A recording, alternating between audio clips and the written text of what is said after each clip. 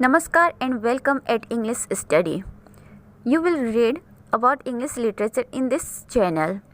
तो आज का वीडियो है प्रीवियस ईयर के कुछ क्वेश्चंस के बारे में जिसको एक्सप्लेनेशन के साथ देखेंगे। तो वीडियो को लाइक और शेयर करें और चैनल को सब्सक्राइब करें। Let's see the first question. Which one of the following journals publishes articles related to critical theory exclusively? तो इनमें से वो कौन सा जर्नल है जो क्रिटिकल थियरी से रिलेटेड आर्टिकल पब्लिश करते थे? सल्मागुंडी, डाइक्रिटिक्स, कलालू, ग्रैंड स्टेट। राइट ऑप्शन होगा बी, डाइक्रिटिक्स। डाइक्रिटिक्स के बारे में थोड़ा सा डिटेल देख लेते हैं। ये एक लिटरेरी क्रिटिसिज्म पे बेस्ड जर्नल है। लैंग्वेज इंग्लिश, क्वार्टरली पब्लिश्ड होता है। Time period 1971 to present. और भी ऑप्शंस जो हैं उसके बारे में भी थोड़ा डिटेल देख लेते हैं। Salmagundi literary journal, language English, quarterly, time 1965 to present. Another option Callaloo, African American literary magazine, language English, quarterly, time period 1976 to present. Grand Street American magazine, English language, quarterly, time period 1981 to 2004। तो इसका right option diacritics होगा। Second question is which one among the following is a set of the metaphysical poets? इसमें से वो कौन सा set है जो मेटाफिजिकल पोएट्स के रूप में जाने जाते हैं? तो देख लेते हैं। Option C would be the right question. John Donne, Henry Vaughan, Andrew Marvell. Let's see what is metaphysical poets. Metaphysical poets की जो टर्म है इसको सैमुअल जॉनसन ने कॉइन किया था, जो कि एक क्रिटिक है। और ये 17वीं सेंचुरी के जो इंग्लिश पोएट्स थे उनके लिए इन्होंने वर्ड कॉइन किया है। मेटाफिजिकल पोएट्री क्या है? It is marked by relaxed of elaborate figurative language, original and complex concepts, paradoxes and philosophical topics. During this period, poets relaxed previously strict use of meter and explore new ideas. तो metaphysical poetry क्या होता है? इसमें बहुत सारे figurative languages होते हैं, original और कॉम्प्लेक्स कंसेप्ट्स होते हैं, पैराडॉक्स होते हैं, फिलोसफिकल टॉपिक्स होते हैं। और इस टाइम पीरियड में जो पोएट्स थे वो जो प्रीवियस टाइम में यूज़ किए जाते थे मीटर और उससे थोड़ा सा वो फ्री होकर राइट किया करते थे और नए नए आइडियाज़ को ये एक्सप्लोर करते थे। तो option C is the right. Next question, which one of the following statements is true about Aristotle's poetics?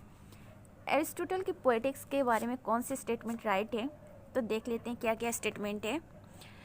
इसको आप लोग देख लीजिएगा। डायरेक्ट आंसर पे चलते हैं। Answer is D. He asserted the value of poetry by focusing on imitation, mimesis rather than rhetoric. तो Aristotle की जो पोएटिक्स है इसके बारे में जो ट्रू स्टेटमेंट है वो है फोर्थ। तो इनकी पोएट्री जो फोकस करती थी इमिटेशन पे फोकस करती थी।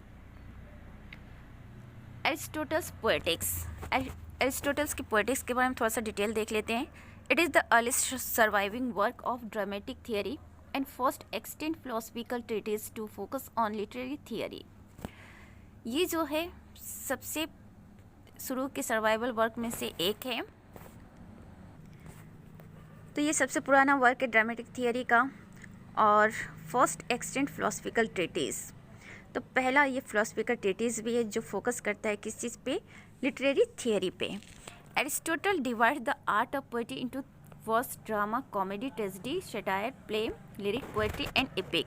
तो इन्होंने पोएट्री को जो है 3 पार्ट में डिवाइड किया है। वर्स ड्रामा, फिर लिरिक पोएट्री एंड एपिक।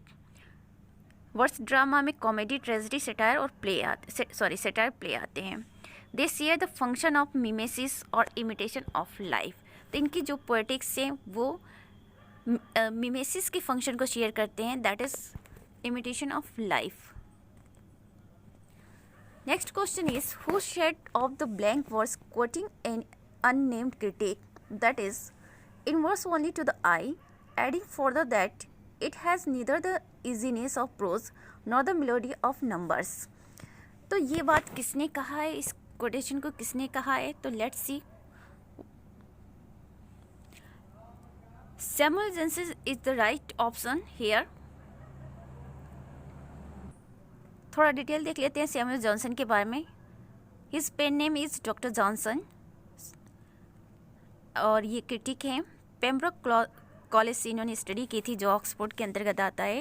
इन्होंने कोई डिग्री नहीं ली, वहाँ से पढ़ाई अधूरी छोड़ दी। पॉलिटिकल पार्टी इनकी जो थी वो टॉरी थी। आपको पता है कि इंग्लैंड में विग एंड टॉरी दो पॉलिटिकल पार्टी हुआ करती थी, तो ये टॉरी को बिलोंग करते थे। ब्लैंक वर्स क्या होता है? Poetry that has regular rhythm but lines do not and with the same sound. तो ब्लैंक वर्स में वो पोएट्री आती है जिसके रिदम जो होते हैं वो रेगुलर होते हैं, लेकिन जो एंडिंग साउंड होती है उसकी राइमिंग मैच नहीं करती है, सेम राइम की नहीं होती है। Next question is poetry according to sir Philip Sidney is of 3 kinds. They are. Philip Sidney के अकॉर्डिंग जो पोएट्री होते हैं वो 3 तरह के होते हैं। वो क्या क्या होते हैं? Let's see. Option will be D. तो डी ऑप्शन सही होगा। Religious, philosophical, imaginative. Philip Sidney के अनुसार जो पोएट्री होते हैं वो रिलीजियस, फिलोसफिकल और इमेजिनेटिव होती है। Let's see little detail about sir Philip Sidney. English poet हैं, कोर्टियर हैं, स्कॉलर हैं, सोल्जर हैं, prominent figure of Elizabethan age. तो एलिजाबेथन एज के प्रोमिनेंट फिगर हैं। इनके क्या क्या वर्क्स हैं वो देख लेते हैं। एस्ट्रोफेल एंड स्टेला 1591 में, the Defence of Poesy, the Countess of Pembroke, Arcadia 1598, an Apology for Poetry. According to Sidney, poetry is an art of imitation for a specific purpose. It is imitated to teach and delight. तो Sydney के अनुसार जो poetry है वो imitation की कला है जो कि स्पेसिफिक पर्पस से की जाती है। और ये किस लिए इमिटेट की जाती है? लोगों को टीच करने के लिए, उनको उनके आनंद के लिए। Poetry is simply a superior means of communication and it's value depend on what is communicated. तो पोएट्री क्या होता है इनके सिडनी के अनुसार कि जो पोएट्री होती है वो एक तरह का साधन है कम्युनिकेशन का, और इसकी वैल्यू डिपेंड करती है कि ये क्या कम्युनिकेट करता है। Now the next question is, in an anxiety of influence which of the following definitions is given by Harold Bloom to explain the term clinamen. तो इस टर्म को एक्सप्लेन करने के लिए हेरोल्ड ब्लूम ने क्या कहा है?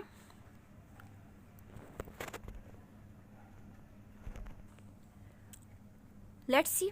Poetic hyperbole, poetic misprision, poetic sublime, poetic supplement. तो क्लिनामेन जो टर्म है इसका मतलब according to Harold Bloom poetic misprision है।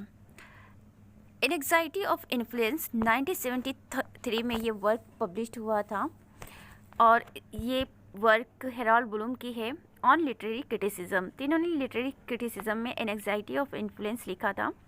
Blooms central thesis is that poets are hindered in their creative process by the ambiguous relationship. Bloom ने कहा है कि जो पोएट होते हैं उनकी जो क्रिएटिविटी होती है वो थोड़ा सा छुप जाती है। ऐसा क्यों होता है? क्योंकि उनकी जो एम्बिगुअस रिलेशनशिप होती है necessary maintain with precursor poet. तो जो उनके पहले के पोएट्स होते हैं उनके साथ जो उनकी रिलेशनशिप होती है उसकी वजह से उनकी जो अपनी ओरिजिनल क्वालिटी होती है वो कहीं ना कहीं थोड़ा सा दब जाता है। नेक्स्ट क्वेश्चन है, who among the following is known to have popularised the term globalisation. इसमें से किसने ये टर्म ग्लोबलाइजेशन को पॉपुलराइज किया है? The right option will be Ronald Robertson, option A. Ronald Robertson के बारे में थोड़ा सा डिटेल देख लेते हैं।